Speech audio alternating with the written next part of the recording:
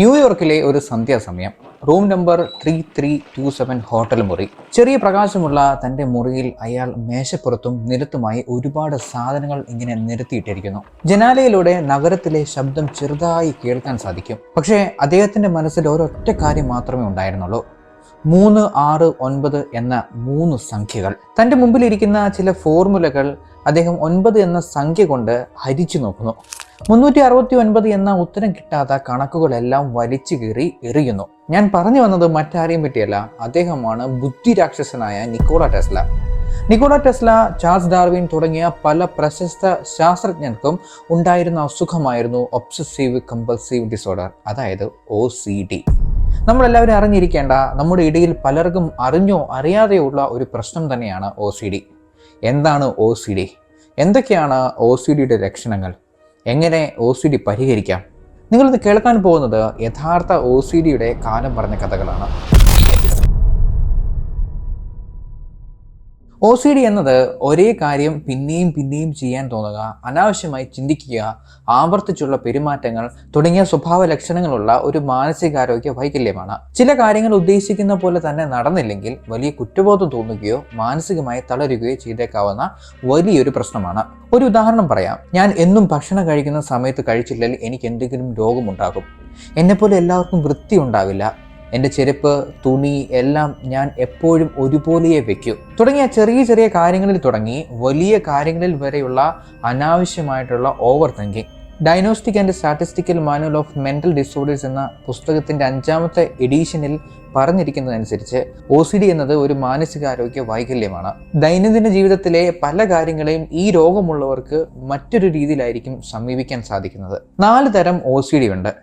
Contamination and washing, അതായത് അണുക്കളെ പറ്റിയുള്ള പേടി കാരണം പിന്നെയും പിന്നെയും പാത്രങ്ങൾ, തുണികൾ, കൈ തുടങ്ങിയവ കഴുകുന്ന ശീലം. സിമ്മെട്രി ആൻഡ് ഓർഡറിങ്, ചില വസ്തുക്കൾ ആ സ്ഥാനത്ത് തന്നെ എപ്പോഴും ഉണ്ടായിരിക്കണമെന്ന കഠിനമായ വാശി. ഫോർ എക്സാമ്പിൾ ചെടിച്ചട്ടി, ചെരുപ്പ്, തുണി, ചായക്കപ്പ് തുടങ്ങിയ കാര്യങ്ങൾ. Ham obsessions and checking compulsions, നമ്മളെ തന്നെ ഉപദ്രവിച്ചോ അതോ നമ്മൾ കാരണം ആർക്കെങ്കിലും ഉപദ്രവം ഉണ്ടായോ എന്ന തോന്നൽ. ഇൻട്രൂസീവ് തോട്ട്സ്, ലൈംഗികത, വസ്തുക്കൾ തുടങ്ങിയ കാര്യങ്ങളെക്കുറിച്ചുള്ള തെറ്റായ ചിന്താഗതി. ഇങ്ങനെ ചെയ്യാൻ പാടില്ല, അങ്ങനെ ചെയ്യാൻ പാടുള്ളൂ എന്ന വൈകൃതമായ തോന്നലുകൾ. ആഗോള ജനസംഖ്യയുടെ ഏകദേശം 1 മുതൽ 2% ആളുകളെ OCD ബാധിക്കാറുണ്ട്. രോഗലക്ഷണങ്ങൾ പലപ്പോഴും ബാല്യത്തിലോ കൗമാരത്തിലോ ആണ് തുടങ്ങുന്നത്. പുരുഷന്മാരിലും സ്ത്രീകളിലും സാധാരണയായി ഒരേ രീതിയിൽ തന്നെയാണ് OCD ബാധിക്കപ്പെടുന്നത്. എന്നിരുന്നാലും പുരുഷന്മാരിൽ ഇത് നേരത്തെ സംഭവിക്കാറുണ്ട് എന്നും ചില പഠനങ്ങൾ കാണിക്കാറുണ്ട്.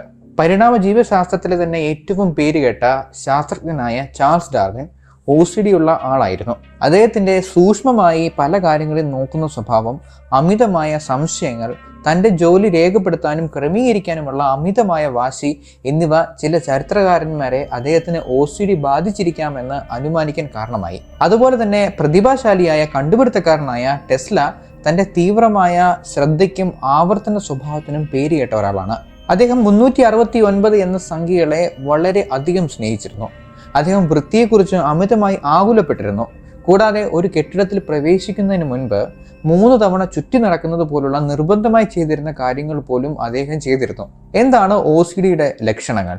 OCDയുടെ ലക്ഷണങ്ങൾ പല രീതിയിലാണ് ഉണ്ടാകുന്നത്. കാലക്രമേണ അത് കൂടാനും കുറയാനും സാധ്യതയുണ്ട്. ഒരു കാര്യം തന്നെ പലതവണ ചെയ്യുക, അതായത് കൈ കഴുകിയത് ശരിയായി എന്ന് പലതവണ കൈ കഴുകി ഉറപ്പുവരുത്തുക തുടങ്ങിയ കാര്യങ്ങൾ ചെയ്യുക. തീവ്രമായി വിഷമിക്കുകയോ ടെൻഷൻ ആവുകയോ ചെയ്യുക. വൃത്തി, മലിനം തുടങ്ങിയവയെക്കുറിച്ചുള്ള ഭയം, അനാവശ്യമായ ലൈംഗിക ചിന്തകൾ, മറ്റുള്ളവരെ ദ്രോഹിക്കുമോ എന്ന ഭയം തുടങ്ങിയവ ഏറ്റവും പ്രധാനപ്പെട്ട കാരണങ്ങളാണ്. OCD കാരണം എന്തൊക്കെ പ്രശ്നങ്ങൾ ഉണ്ടാവും എന്നതിൻ്റെ വലിയ ഉദാഹരണമാണ് പച്ച വീട്ടിൽ പ്രശ്നേഷ്. OCD ഉണ്ടാവുന്നതിൻ്റെ കാരണം എന്നതിന് കൃത്യമായ ഉത്തരം ഇല്ല എങ്കിലും സാധ്യതയുള്ള ചില കാരണങ്ങൾ നമുക്ക് നോക്കാം. പാരമ്പര്യമായി OCD പകരാമെന്ന് ചില പഠനങ്ങൾ പറയുന്നുണ്ട്. ഒരു ജനറ്റിക്കൽ മാറ്ററിൽ ഉണ്ടാകുന്ന വ്യതിയാനം ആവാം എന്നും പറയപ്പെടുന്നു. എന്നിരുന്നാലും OCDക്ക് ഉത്തരവാദിയായ ഒരൊറ്റ ജീനും ഇതുവരെ തിരിച്ചറിഞ്ഞിട്ടില്ല. തലച്ചോറിന്റെ ഘടനയിലും പ്രവർത്തനത്തിലും ഉണ്ടാകുന്ന അസാധാരണത്വങ്ങൾ, പ്രത്യേകിച്ച് സെറോട്ടോണിനുമായി ബന്ധപ്പെട്ട മേഖലകളിൽ OCD ഉണ്ടാവുന്നതിൽ ഒരു പങ്ക് വഹിക്കുമെന്ന് കരുതപ്പെടുന്നു. OCD ഉള്ള വ്യക്തികളിൽ തലച്ചോറിന്റെ ചില ഭാഗങ്ങളിൽ പ്രവർത്തനം വർദ്ധിച്ചതായി ഇമേജിംഗ് പഠനങ്ങൾ കാണിക്കുന്നു. അബ്യൂസ് ചെയ്യപ്പെടുക, പ്രിയപ്പെട്ട ഒരാളുടെ നഷ്ടം പോലെയുള്ള ആഘാതകരമോ ആയ ജീവിത സംഭവങ്ങൾ OCD ലക്ഷണങ്ങളെ ഉണർത്തുകയോ വർദ്ധിപ്പിക്കുകയോ ചെയ്യാം.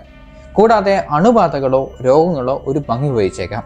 പലപ്പോഴും തൊണ്ടയിലുണ്ടാവുന്ന ഇൻഫെക്ഷൻസ് കുട്ടികളിൽ OCD ലക്ഷണങ്ങൾ പെട്ടെന്ന് പ്രത്യക്ഷപ്പെടുന്നതിന് കാരണമായേക്കാം. ഇങ്ങനെ ഉണ്ടാകുന്ന രോഗങ്ങളെയാണ് paediatric autoimmune neuropsychiatric disorders, അതായത് പാണ്ടാസ് എന്ന് വിളിക്കുന്നത്. ചില ആളുകൾ വിചാരിക്കുന്നത് ഞാൻ കാരണമാണ് വീട്ടിലെ പ്രശ്നങ്ങൾ ഉണ്ടാകുന്നതെന്നും എൻ്റെ ഉത്തരവാദിത്തമാണ് അതൊക്കെ ശരിയാക്കേണ്ടത് എന്നുമാണ്. ചികിത്സാ രീതികൾ എന്തൊക്കെയാണെന്ന് നമുക്ക് നോക്കാം. ഒന്നാമത്തതാണ് കോഗ്നിറ്റീവ് ബിഹേവിയറൽ തെറാപ്പി, അതായത് CBT. Exposure and response prevention എന്ന ചികിത്സാ രീതിയിലൂടെ കുറേയൊക്കെ മാറ്റം വരുത്താൻ സാധിച്ചേക്കാം. അതായത് അവർക്ക് തെറ്റെന്ന് തോന്നുന്ന കാര്യങ്ങൾ തന്നെ നിർബന്ധമായി ചെയ്യിപ്പിക്കുക. അതുകൊണ്ട് ഒരു പ്രശ്നവും വരില്ല എന്ന് അവരെ മനസ്സിലാക്കിപ്പിക്കുക.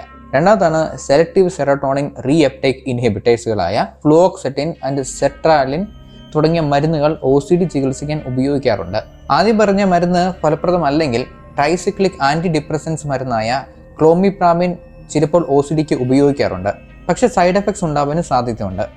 രോഗികളെ അവരുടെ വികൃതമായ ചിന്തകൾ ഒഴിവാക്കാതെ തന്നെ അക്സെപ്റ്റൻസ് ആൻഡ് കമ്മിറ്റ്മെൻറ്റ് തെറാപ്പി വഴി ശരിയാക്കാൻ സാധിക്കും. മൈൻഡ്ഫുൾനെസ് ബേസ്ഡ് കോഗ്നിറ്റീവ് തെറാപ്പി എന്ന ചികിത്സയിലൂടെ വ്യക്തികളെ അവരുടെ ചിന്തകളെക്കുറിച്ച് അവബോധം വളർത്തിയെടുത്തും ചികിത്സിക്കാൻ സാധിക്കും.